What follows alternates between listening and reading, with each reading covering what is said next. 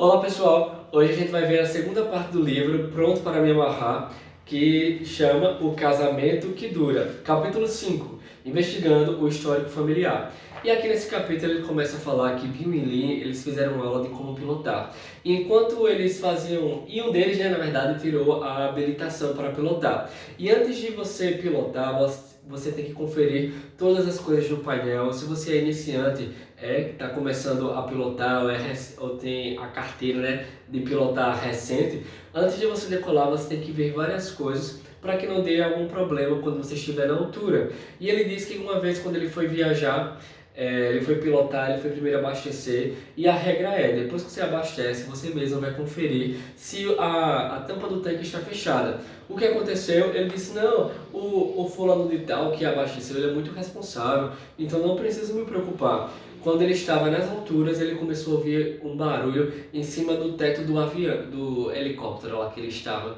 E ele disse, ó, uma coisa é você estar andando de carro e de algum problema você colocar o seu carro do lado. Outra coisa é quando você está na altura, mas você vai parar onde? Não tem como parar. E ele começou a pensar na vergonha que ele sofreria, né? Tipo, não que sofreria, mas que passaria mesmo estando morto. O fulano morreu, o Bill morreu, por conta que ele esqueceu de conferir a tampa do combustível. E o que tem acontecido é, quando ele parou, né, conseguiu parar, estava na metade do combustível, porque o combustível estava voando por não ter fechado a tampa. Ele disse que não ia morrer de uma forma heróica, ia morrer como um estúpido idiota. E ele traz aí essa história para ele falar o quão importante é que a gente também analise todas as coisas antes de decolar, ou seja, antes de entrar em um casamento. É muito mais fácil resolver um problema identificado no chão do que a 5.000 pés, acima de um oceano ou cadeia de montanhas. Aí, depois dessa experiência toda, ele diz, nunca mais deixei a pressa de decolar, anular a prudência. Antevendo um pedido de socorro conjugal. Ele conta aqui, né, o como é importante você analisar todas as coisas antes de entrar em um compromisso sério como o casamento, porque no namoro é o momento em que você pode ver quais são essas arestas e, como diz a Sarah Shiva, né, que você pode analisar e ver se a pessoa tem as qualidades que você deseja e os defeitos que você pode suportar. Então, o que acontece? Ele diz que o histórico familiar é uma questão com frequência ignorada, embora mais carregada de problemas potenciais do que a maioria dos namorados consegue constatar. Muita coisa é em comum, e aqui eles começam a falar que os pais tanto de Bill quanto de Lynn, eles eram fissurados por motos. Só que ao mesmo tempo que tinham uma fissura por motos, eles eram totalmente diferentes, porque enquanto era focado na organização, na manutenção, passava mais tempo limpando, organizando a moto, cuidando da moto, do que viajando. Já o pai de Bill era caminho no mundo. O pai de Bill, ele era um cara bicho solto no mundo, gostava de passar tempo sozinho. Ele viajava sem a esposa, passava uma semana, 2 semanas. E ao contrário, o pai de Lynn, ele era totalmente família, era um cara presente.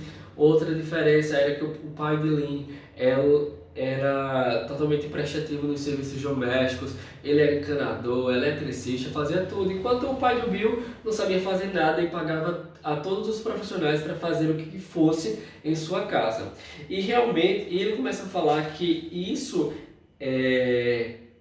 que o pai de Bill, né, criou em uma família de 6 filhos, embora fosse mais novo, tornou-se o cabeça, né, da família em questão de negócios e passava muito tempo fora. Já o pai da Lynn, ele ficava, tipo, deixava de, se fosse possível, de trabalhar para passar mais tempo com a família. Ele era um cara muito família. Grandes expectativas. E aí que quando começa o problema. Na verdade, a falta de observação, porque a Lynn e o Bill começaram a criar expectativas irreais em relação a um ao outro. O Bill entrou no relacionamento achando que teria a liberdade que o pai tinha em casa, por ver em casa, e a Lynn achou que teria um relacionamento que vinha em casa. O que aconteceu? O Bill, ele via o pai muito solto, tipo, de liberdade, de sair, de ir e vir, Já o pai da Lynn era muito caseiro e ela esperava que ele ficasse muito em casa. Enquanto o pai do Bill não fazia, enquanto o pai da Lynn fazia tudo em casa, o pai do Bill não fazia, consequentemente o Bill não tinha as habilidades para fazer tarefas domésticas como trocar lâmpada, acho que ele disse que trocava, mas consertar as coisas dentro de casa. E a Lynn, ela se sentia não amada pelo Bill porque ela sentia uma certa rejeição. Ele não quer fazer isso, é uma rejeição. Porque a linguagem dela do amor, uma delas, era o serviço. Ela vê o pai dela fazendo as coisas em casa, logo o pai dela demonstrava amor. Como o Bill não fazia, não tinha interesse em fazer e queria pagar para alguém fazer, ela não se sentia tão amada.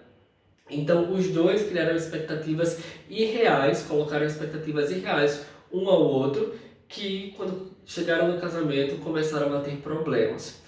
Ele diz aqui que quando você tem um modelo de casamento na sua casa muito ruim, você casa e quer fazer o oposto. E quando tem muito bom, você quer que se repita, sendo que você vai casar com uma outra pessoa, os extremos, todo extremo dá problema, os extremos são perigosos e você quer colocar uma expectativa em cima do outro, que é hashtag sem sucesso. Ela acalentava, no caso a Lynn, né, expectativas bastante irreais em relação a mim. Eu não tinha como agradá-la pelo simples fato de me faltarem as habilidades corretas.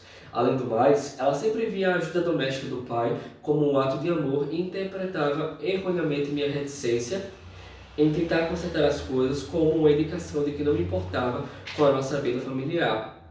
Aí ele disse que se eles olhassem isso, conversassem mais e tivessem prestado mais atenção a esses detalhes antes do casamento, teríamos ajustado as nossas expectativas de acordo com essas informações. A mãe de Lynn e o pai, né, era muito de trocar carícias, muito amor, de demonstrar afeto. Já os pais de Bill não eram. Então, quando a Lynn chegava para cima dele com essa demanda, né, de afeto, de atenção, palavras de afirmação, eu achava, no caso dizendo, né, eu achava sensível, sentimental e insegura demais. E por outro lado, ela me achava duro, distante e destituído de amor. Pesado. Questões críticas. Toda pessoa vai ser influenciada pela sua família. Uma pessoa que se casa nos seus 20 e poucos anos, ela conviveu mais de 2 décadas com a sua família, então muito do que ela viu vai passar para ela. Nós somos mais parecidos com os nossos pais do que nós imaginamos, viu? 2 décadas em íntima proximidade com um só grupo de pessoas não podem deixar de mudar nossa identidade pessoal. Somos quem somos em grande parte por causa da experiência de que desfrutamos. Você quer que seu namoro valha a pena? Então mantenha conversas profundas sobre suas respectivas famílias. Descreva sua mãe, seu pai, fale sobre a personalidade de cada um, seus pontos fortes e fracos, seus talentos e habilidades, seus hobbies, seus empregos, suas amizades. Converse sobre o casamento deles, observe como se relacionam um com o outro, como expressam amor, resolvem conflitos, tomam decisões, observe como lidam com as economias, dividem as responsabilidades domésticas e disciplinam os filhos. Descreva a atmosfera da sua casa, fale sobre o tratamento dispensado às emoções, examine os valores considerados prioritários em sua família e os comportamentos que eram recompensados. Descreva a casa que você foi criado e discuta o padrão de vida da sua família. Converse sobre as formas de diversão em que sua família desfrutava e sobre suas férias em família favoritas. Compartilhe as experiências que mudaram sua autoestima e construíram a sua autoconfiança. Conte como eram comemorados os feriados e os aniversários. Discuta as práticas que envolviam troca de presentes. Conte como era ficar doente quando você era criança. Descreva uma conversa típica da hora das refeições. Revele hábitos secretos da hora de dormir. Elenque as tarefas pelas quais você era responsável. Converse sobre como você se relacionava com os avós, tias e tios, primos. Além de promover a compreensão mútua, tais conversas podem desencadear esperanças e motivações para o futuro. Lembranças agradáveis e tradições valorizadas às vezes fornecem os tijolos sobre os quais um casal jovem pode edificar o casamento e a vida familiar. O inevitável lado negativo. É uma pena, porém as recordações familiares não são feitas só de pontos altos. Além de ser um dos maiores determinantes da identidade pessoal, a família é também uma das maiores causas de dor pessoal. Portanto, embora seja importante conversar sobre os pontos altos da família, é ainda mais crucial discutir o lado obscuro, os problemas, as lembranças dolorosas, os desapontamentos, as coisas que você espera jamais repetir em sua casa.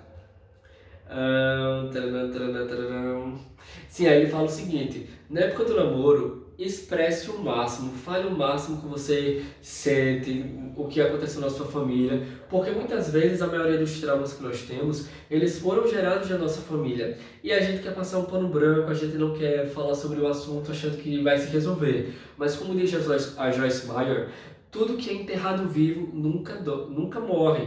Então você vai chegar num relacionamento, algum gatilho vai ser acionado e tudo aquilo que estava escondido vem à tona. Por isso que é necessário você falar. Ele conta aqui até a história de um cara que acabou o seu relacionamento, o seu casamento, porque ele guardava uma frustração muito grande dentro da sua casa, por conta do seu pai, por conta de como era tratado.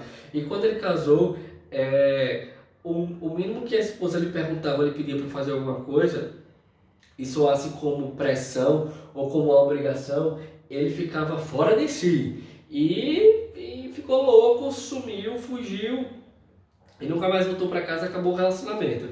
E realmente ele disse o seguinte: ó, coloque para fora.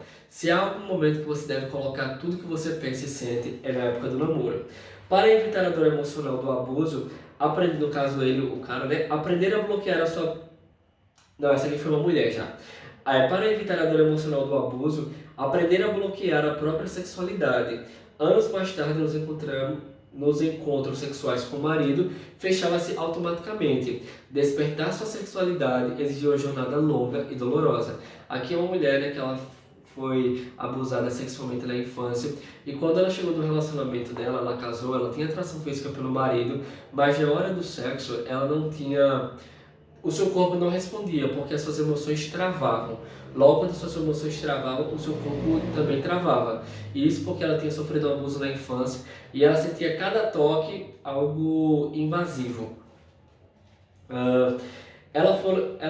Aí fala aqui de outra mulher. Ela fora criada em um ambiente rígido, legalista e via Deus como oficial no comando, emitindo longas listas de ordens cruéis e retendo elogios, a não ser para seus servidores mais intensos. Essa mulher deixava a sua vida para estar sempre na igreja fazendo as coisas, porque ela nasceu no lar que dizia que Deus abençoa quem trabalha. Então ela se ocupava de trabalho e deixava o seu marido, a sua casa, para lá. Aí vamos lá, né? Quais as lembranças mais dolorosas da sua infância? São coisas que você tem que conversar no seu relacionamento. Qual o seu maior desapontamento? Você já se sentiu mal amado ou negligenciado? Havia abuso emocional, físico ou sexual na sua casa? Alguns dos seus pais eram alcoólatras? Eles eram divorciados? O benefício óbvio de responder a essas perguntas é que a prática ajuda os parceiros a compreenderem melhor um ao outro. Outro benefício é que às vezes também ajudam os parceiros a compreenderem melhor a si mesmos. Discutir abertamente nosso passado com alguém com quem nos sentimos seguros e confortáveis costuma contribuir para descobrirmos fatos acerca de nós mesmos. Em relação ao relacionamento deles,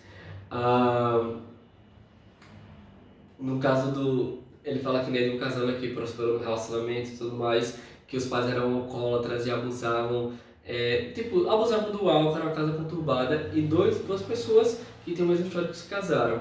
Antes de casarem, eles conversaram bastante sobre tudo o que tinha acontecido. E qual foi a chave para o sucesso deles? Enfrentaram os problemas potenciais e fizeram algo acerca deles. Antes de se casarem, decidiram não levar consigo a fraqueza, a dor e os maus entendidos pelo corredor da igreja. Recusaram-se a permitir que o passado doloroso envenenasse o seu futuro.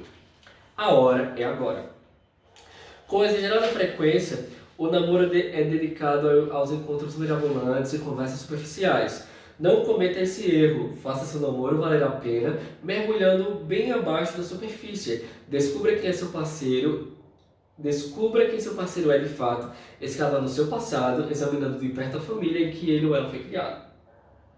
Os casais com frequência pensam que terão mais tempo para conversar sobre o histórico familiar depois que se casarem, mas isso raras vezes acontece.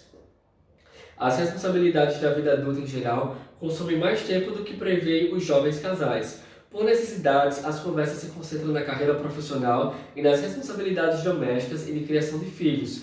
A hora de conversar sobre o passado é agora, durante o namoro. Além de conversarem sobre o histórico familiar, vocês devem gastar tempo com a família do outro propositadamente, a fim de que façam suas próprias observações e cheguem às suas próprias conclusões. Caso se sinta pouco à vontade com a família do seu parceiro, você deve gastar ainda mais tempo com eles. Procure descobrir por que se sente assim e, em seguida, discuta suas preocupações com o parceiro. Não faça acusações e tenha um espírito crítico, mas seja sincero e aberto. Vocês precisam encarar os fatos. Se o seu parceiro acalenta a esperança de imitar a família e você não fica à vontade com a maneira de a família dele funcionar, há um problema sério a ser resolvido e não ignore esse fato. A vista grossa é para ser feita depois que você casar. Você já casou tudo, casou, escolheu a pessoa, aí começa a fazer vista grossa por um monte de coisa. Mas antes, analisa bem. Hashtag é isso aí. Valeu, pessoal!